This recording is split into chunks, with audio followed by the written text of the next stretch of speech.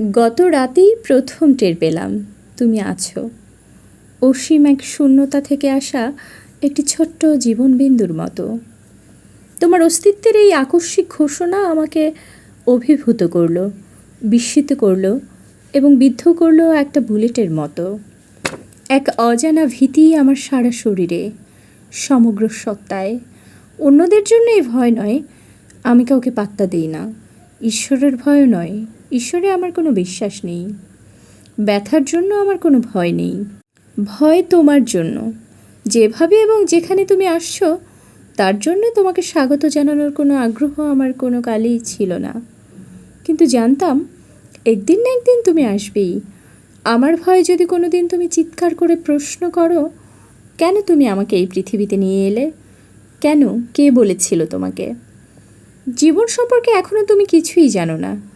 এটি একটি যুদ্ধ, প্রতিদিনের, প্রতি মুহূর্তের, প্রতিবিন্দু আনন্দের জন্য এখানে জীবনকে কঠোর মূল্য দিতে হয়। কি করে জানবো কোনটা তোমার জন্য ভালো? এগুলো নিয়ে তুমি এখন কোনো কথা বলতে পারবে না। তুমি এখনও পুরো জীবন নাও, কয়েকটি জীবনকোষের সমষ্টি, সম্ভাবনা মাত্র। তবুও তুমি একটু ইঙ্গিত দিতে পারো, আমার চিন্তার সঙ্গী হতে পারো। তুমি জানো না, কিন্তু আমি জানি আমার মা আমাকে চাননি। অন্যদের উপেক্ষার মধ্যে শুরু হয়েছে আমার জীবনের আদি মুহূর্তগুলো। কেউ চায়নি আমি আসি, আমি আসবো না এই আশা করেই আমার মা প্রতি রাতে গ্লাস ভর্তি পানির সঙ্গে ওষুধ মিশিয়ে খেতেন এবং কাঁদতেন একা একা গোপনে।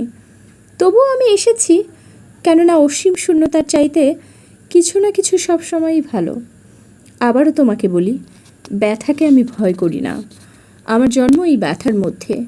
ব্যথা নিয়েই আমরা বেড়ে উঠি এবং ক্রমে শরীরের বিভিন্ন অঙ্গের মতো ব্যথাকেই সঙ্গী হিসেবে মেনে নিতে অভ্যস্ত হয়ে যাই।